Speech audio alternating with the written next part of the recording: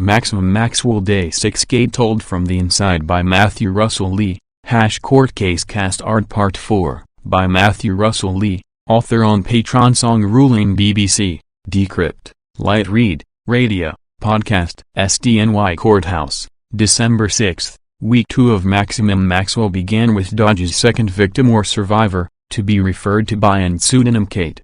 As Maxwell's Bobby Sternheim quickly pointed out, Kate had testified under her real name at the hearing Judge Richard Berman had, after Epstein died in the MCC.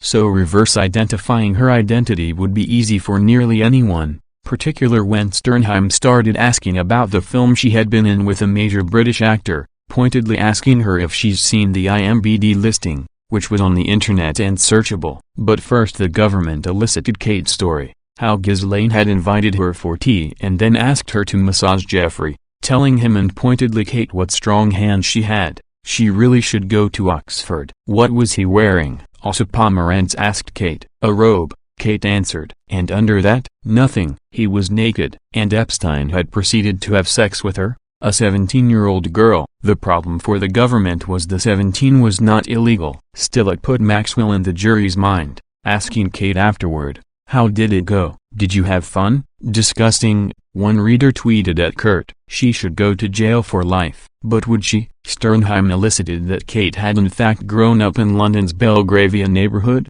that her mother had remarried well, meaning gold digger. Outrageous, people tweeted. But would the jury see it that way? It reminded Kurt of the Long Island drug and prostitution gang case he'd covered before Judge Engelmeyer, with no other media there or even interested, not even Newsday. Had the defense there asked the victim witness, no one insisted on call her a survivor in that trial, why she had done to the crack house in the first place, or you grew up on Long Island too, didn't you? Still, and all the case had fallen apart on venue, amid COVID, and she would have to testify again at a second trial. Would that happen here? Didn't you use drugs for 10 years? Sternheim demanded. Yes, Kate said. She now was a music therapist for people with substance abuse and trauma. Even this, Sternheim made fun of. You can get a U.S. visa for that? Sternheim asked. Can any unlicensed therapist get a U.S. visa? From the prosecutor's table, objection, sustained,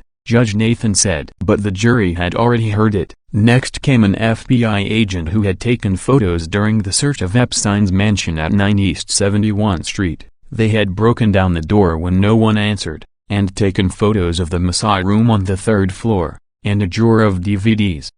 Maxwell. The defense had turned it into a freak show by getting Judge Nathan to order that every photograph inside the photographs be redacted. So there was black squares on every wall, and on the forest of picture frames on the table. The framed photos seemed to depict the big shots Epstein had, perhaps lining up with the DVDs. Might the UN's Antonio Guterres be among them, given his representation on Maxwell's Terramar project board? This Kurt would aim to find out, as early as December 8, which would be day 7 of the trial. Guterres would be a guest of honor, not only at an Upper East Side townhouse, but now at Cipriani's at 25 Wall Street. How very charitable, how very UN. Then there were bank documents. J.P. Morgan Chase involved in a $7 million transfer with Epstein and Maxwell, and the purchase of a helicopter. Where had all of Epstein's money come from, beyond the hedge or hush fund from Leigh Wexner? This, like jurors in the UN,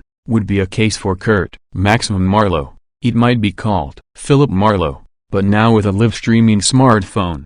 Maximum Maxwell. And so it continued. Click here for Patreon and more. 2D. Note. On October 29, 2021 and again on November 12, Ghislaine Maxwell and the U.S. Attorney's Office for the Southern District of New York filed a flurry of motions in limine, heavily redacted. The government argued that trial exhibits are not public and will be withheld. Inner City Press opposed and opposes the continued secrecy. Inner City Press will cover the trial, and all that comes before and after it. Court Case Cast and Song I, Song 2, Song 3. 5th song and now November 27th song.